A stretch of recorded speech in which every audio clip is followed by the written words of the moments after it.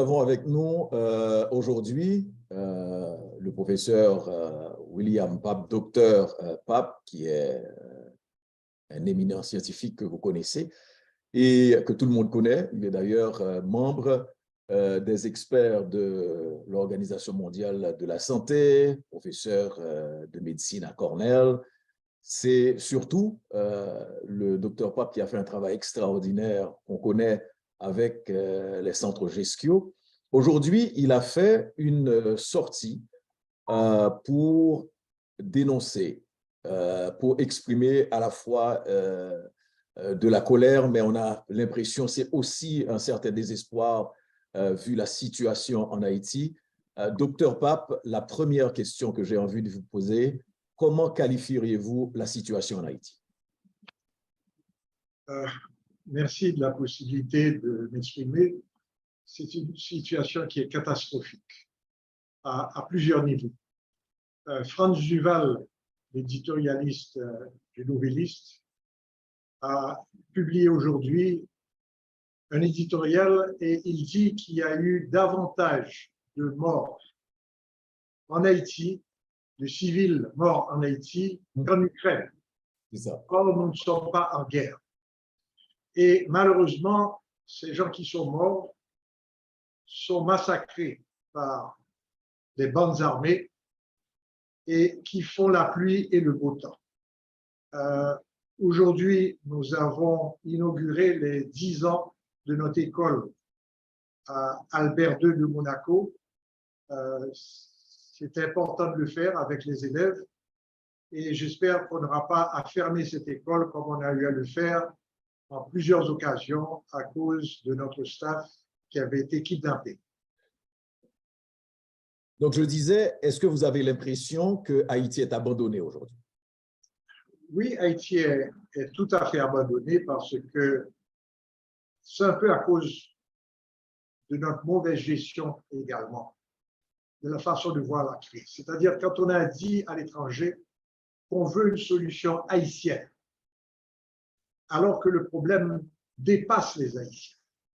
Ce n'est pas les Haïtiens seuls qui l'ont créé. Je crois que c'était une grande bêtise parce qu'ils ont sauté là-dessus et se sont dit, bon, ils veulent une solution haïtienne, allons les laisser se débrouiller, on va avoir des interlocuteurs. On a M. Nichols qui vient et qui s'en va à chaque fois, qui les rencontre, qui les encourage, ils font des progrès, on applaudit, etc. Mais entre-temps, rien de concret n'en sort, puisque il y a eu pas mal d'accords, etc. Et la situation continue à se dégrader. Moi, je crois qu'ils envisagent pour nous deux scénarios. Un scénario peut-être le plus probable, c'est de garder le statu quo actuel. Si les choses se passent bien, tant mieux. On aura le CEP, on aura des élections plus ou moins comme celles qu'on a eues auparavant. La communauté internationale les approuvera et on mettra en place des institutions. C'est probablement la solution qu'ils auraient préférée et la moins coûteuse. En même temps, ils se rendent compte que la situation se dégrade, particulièrement depuis les sanctions contre différents individus. Moi, je ne sais pas sur quelle base ils établissent ces sanctions, mais de toute façon, on a noté une accélération rapide des territoires occupés par les bandes armées et de moins en moins le gouvernement contrôle le territoire national et ce qui risque de nous arriver très certainement, puisque tous les jours, hier encore, il y avait énormément de massacres, c'est qu'il y ait ce génocide dont j'ai parlé, parce que l'État lui-même, on a reçu un communiqué du ministère de la Justice qui dit aux gens qu'ils ont le droit de se défendre. Donc, c'est déjà un aveu que nous ne pourrons pas faire autre chose. Le fait d'avoir appelé l'aide internationale, c'est que le gouvernement avait admis qu'il ne pouvait pas gérer la crise. Je crois que ça a été honnête de sa part au moins.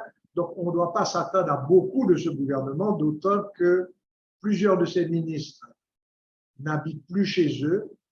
Le gouvernement ne peut pas les protéger, leurs familles, dans leur domicile. Donc, ils sont stationnés ailleurs.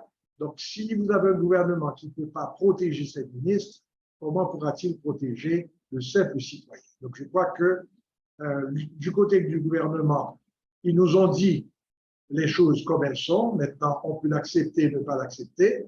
Mais l'international sait vraiment ce que peut faire ce gouvernement et ce qu'il ne peut pas faire.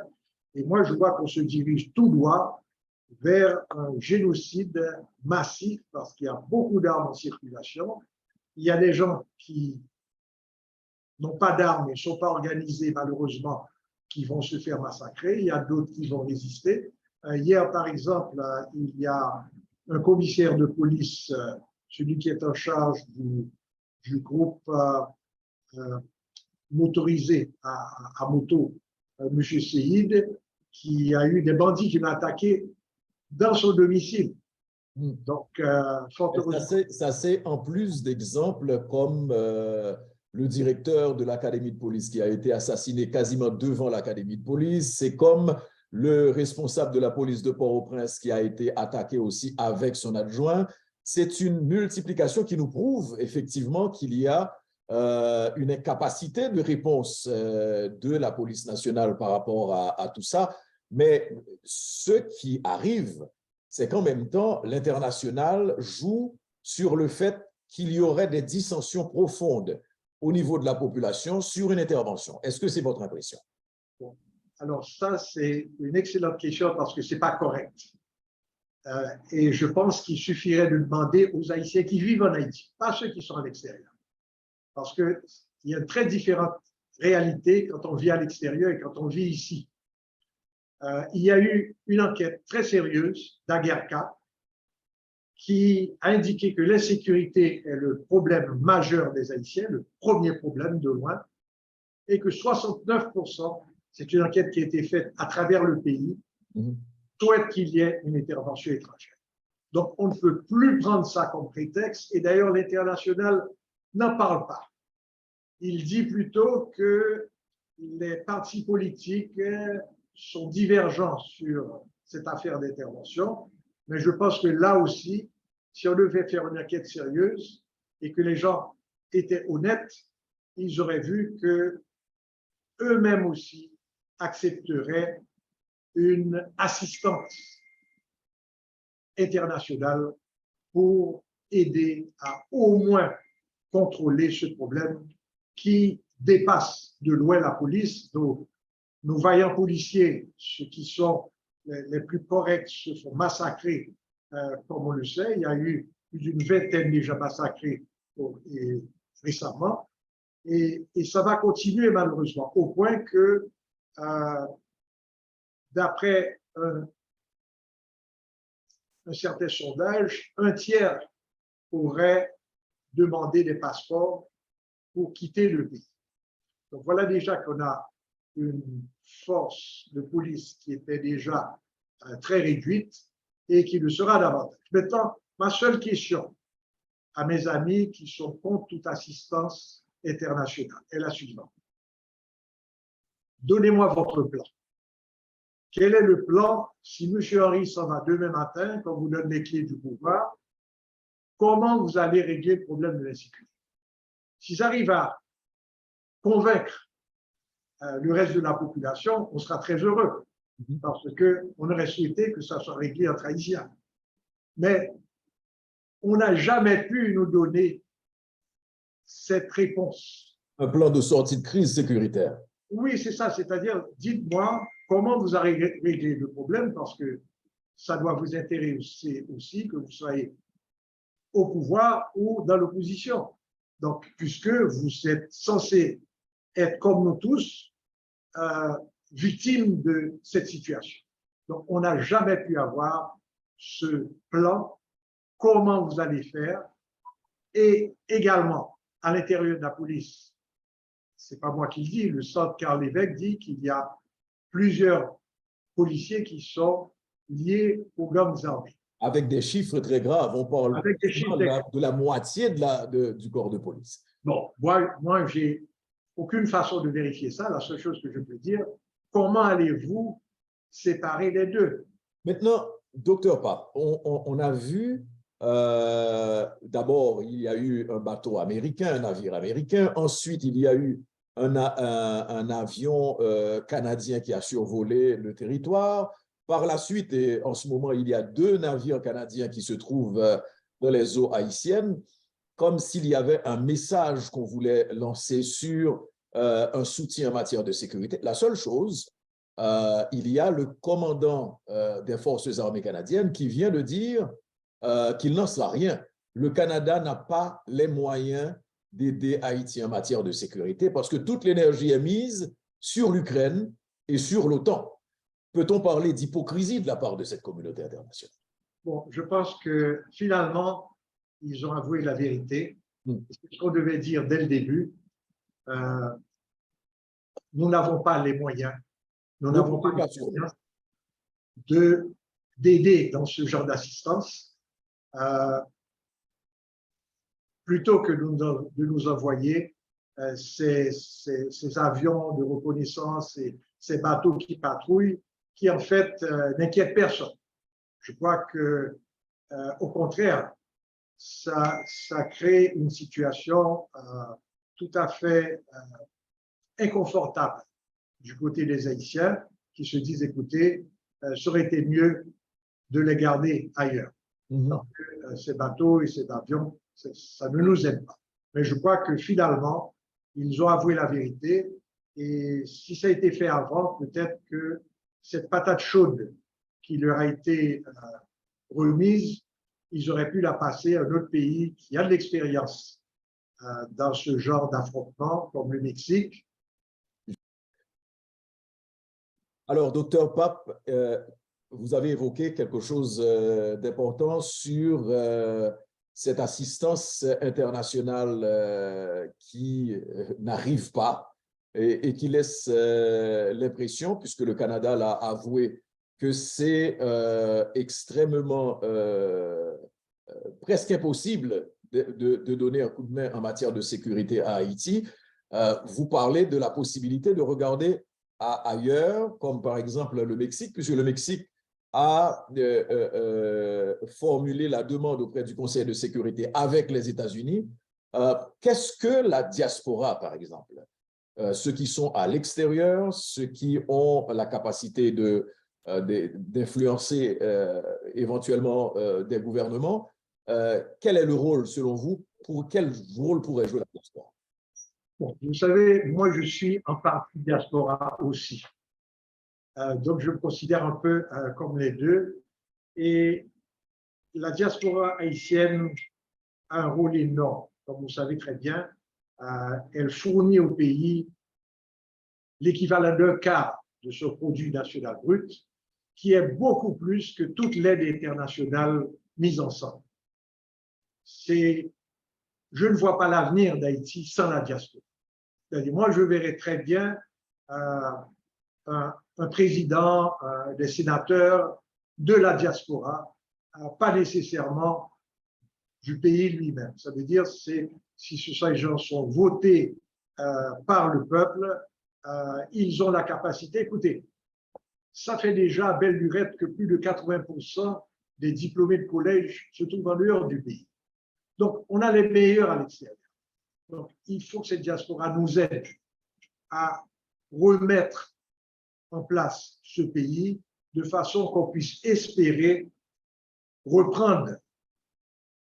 remettre Haïti au niveau où il était auparavant. C'était à l'époque, très tôt de l'indépendance, le pays où on venait prendre des exemples de liberté et où les gens admiraient ce peuple qui a conduit une révolution, la seule au monde qui a libéré des esclaves et qui a été plus loin que la Révolution française. Donc, je crois qu'on doit revenir avec ça. Tous les Haïtiens sont attachés à leur pays. Maintenant, les gens de la diaspora, ils savent qu'aux États-Unis, c'est le lobbying qui est important. Ils doivent écrire à leurs sénateurs, ils doivent écrire à leurs députés, ils doivent écrire au département d'État, que ce soit au Canada ou aux États-Unis, pour leur dire, écoutez, je comprends, vous ne pouvez pas envoyer de troupes, je comprends, mais vous auriez pu envoyer des experts militaires qui pourraient conseiller ça serait déjà quelque chose. Mais nous n'avons rien que certains engins militaires qu'on nous envoie qui ne suffisent certainement pas. Alors, on a une police qui est démoralisée parce qu'elle ne sent qu'elle n'a aucun appui. Je vais vous dire, hier par exemple, il y a un gang armé qui a attaqué un village au Haut-de-Keskov. Ils ont brûlé des maisons, ils ont tué des gens. Ils étaient là plus d'une centaine pendant 6 heures de temps. Il n'y a pas eu l'ombre d'un policier, malgré qu'il y a eu toutes les demandes faites un peu partout. Mais ce qui est pire, c'est que souvent, quand les policiers sont en difficulté et qu'ils appellent de l'aide, ils ne trouvent pas l'aide. Donc, c'est pourquoi les bandes armées sentent qu'ils ont les mains libres pour tout faire. Tandis que s'il y avait une présence étrangère sur place qui pourrait conseiller la police, et l'armée aussi, parce que je ne sais pas pourquoi, ce pays, on a voulu éliminer l'armée. Vous savez, c'est un pays qui doit sa naissance à l'armée. C'est l'armée des va-nu-pieds de Vertières qui ont fondé cette nation. On n'a pas signé un pacte d'indépendance avec l'autre colonisateur autour d'une table. Pour nous, le pays a été mis à feu et à sang. Et c'est ainsi qu'on a gagné notre indépendance grâce à l'armée indigène. Donc, enlever l'armée d'Haïti, c'est enlever un peu l'âme de ce pays. Naturellement, c'est vrai que l'armée a commis beaucoup d'exactions, comme c'est le cas des armées en Argentine et ailleurs, mais ce n'est pas ce genre d'armée qui nous faut. Pourquoi je dis ça? C'est parce que je n'ai vu aucun pays qui a pu lutter contre les bandes armées avec une police. C'était toujours une armée qui était bien équipée et bien entraînée. Donc, si on veut pallier un peu, ça serait de renforcer la police nationale, mais évidemment, si on veut se débarrasser du problème, il faudra un jour qu'on ait une armée sur pied, évidemment, une armée qui ait une autre vision que celle qui était là antérieurement, pas l'armée de Tiboulé-Eko, mais une armée réelle qui puisse s'occuper, par exemple, de nos frontières, des désastres quand ça arrive, parce que quand on est l'un des pays les plus sujets à des désastres naturels, catastrophes. Et puis, les gens doivent comprendre, docteur Pape, pour revenir à cette crise immédiate, c'est que la situation ne se détériore pas, parce que vous avez évoqué l'impuissance de la police qui s'enfuit quasiment des principaux commissariats. Vous avez parlé de Fort-Jacques, vous avez parlé de la situation qui s'est produite dans les hauteurs de Pétionville, mais c'est aussi, par exemple, une situation catastrophique dans le reste du pays. Si on prend le Bas-Artibonite, qui est entièrement contrôlé par des gangs armés, ça veut dire qu'on ne peut même pas dire qu'il y a un endroit dans le pays où on pourrait se réfugier à un certain moment. C'est ce qui est en train de se passer. Par exemple, à Port-au-Prince, tous les quartiers sont contrôlés par des gangs armés. C'est tout à fait correct. Et je peux vous dire, par exemple, de là où je suis, à moins d'1 kilomètre, on ne peut pas passer Martissant. Donc, pour s'occuper de nos patients, on a à peu près un peu plus d'un quart de nos patients, à peu près 7000 qui habitent au sud de Martissant. On a dû monter des centres de ce côté avec un staff médical qui habite là, sur place. Donc, c'est vous dire la difficulté. Maintenant, pour le nord, c'est pareil. On ne peut pas passer. Et le pire, c'est qu'il y a un droit de passage qui est réclamé. Et c'est vraiment incroyable. Ça veut dire que c'est vous dire qu'on n'a pas de gouvernement. Et ce n'est pas la faute du Premier ministre, puisqu'il a avoué son impuissance. Donc, moi, je crois que… Et quand vous avez un ministre de la Justice qui vous dit de vous débrouiller, c'est un autre aveu d'impuissance. Tout à fait, tout à fait. Donc, je crois que… Quand vous partez pour avoir… Oui, pardon. Oui, je crois qu'on est livré et l'international, comme je dis, a une grande part de responsabilité. Ce que je vois venir, c'est un génocide et à ce moment-là, ils demanderont l'avis de personne. Quand il y aura des milliers de gens tués, assassinés, et que tout le monde, y compris les politiciens, souhaiteront leur arrivée, ils viendront en conquérant et ils ne demanderont pas notre avis, ils feront comme ils veulent. Et dans ce sens, ils auront raison parce que c'est nous qui l'aurons cherché. Donc, d'après vous, en fait, la perspective, c'est de refuser, soi-disant, une intervention ou une coopération, comme vous l'avez évoqué, une coopération en matière de sécurité, et laisser la situation pourrir. Et au moment du pourrissement de la situation, on interviendra à ce moment-là parce que tout le monde aura réclamé cette intervention et ce sera plus qu'une intervention, une mise sous tutelle, en fait. Tout à fait, tout à fait. Et je crois que c'est le moment d'éviter ça, parce qu'aucun Haïtien ne l'aurait souhaité. Aucun Haïtien n'aurait même souhaité une assistance. Sauf que dans la situation où nous sommes, on n'a pas le choix. Et l'enquête l'a bien révélé. Et en fait, cette enquête date quand même de quelques mois. Je suis certain que si vous demandez aujourd'hui, le pourcentage sera encore plus élevé. Donc, la réalité, c'est qu'on a vraiment besoin de cette assistance, qu'elle prenne la forme de troupes ou d'assistance à la PNH et à l'armée. C'est absolument nécessaire parce que le moral des vaillants policiers qui travaillent en Haïti est au plus bas niveau. Il faut le relever. Docteur William Pape, merci beaucoup d'avoir échangé avec nous. J'espère que ce n'est pas la dernière fois qu'on aura l'occasion d'échanger aussi sur le travail que vous faites depuis des années. Vous avez parlé justement de 7000 patients que vous avez du côté sud du pays. Aujourd'hui, le groupe, les centres gestion s'occupe de combien de patients à peu près? Bon, on a à peu près 250 000 patients visites par année. Le nombre est énorme parce que le sida n'étant plus la calamité qu'il était auparavant, pendant 3 décades, il était la première cause de décès. Maintenant, il est la 7e cause de décès. Depuis à peu près 6 ans, les maladies cardiovasculaires sont devenues la première cause de décès. Donc, on a mis en place un centre de maladies cardiovasculaires avec le Collège haïtien de cardiologie et on suit actuellement 3000 patients. C'est la plus grande cohorte qui existe dans la Caraïbe. Aujourd'hui, docteur Pape, est-ce qu'on peut dire que la situation a un impact? Cette situation catastrophique a un impact sur vos patients? Est-ce qu'il y en a qui… Absolument, parce que quand notre staff est kidnappé et qu'on doit fermer l'institution, ça nous pose énormément de problèmes parce qu'on doit les référer à d'autres centres. Parce que quand nous autres on ferme, ce n'est pas comme une boutique où on ferme la porte principale.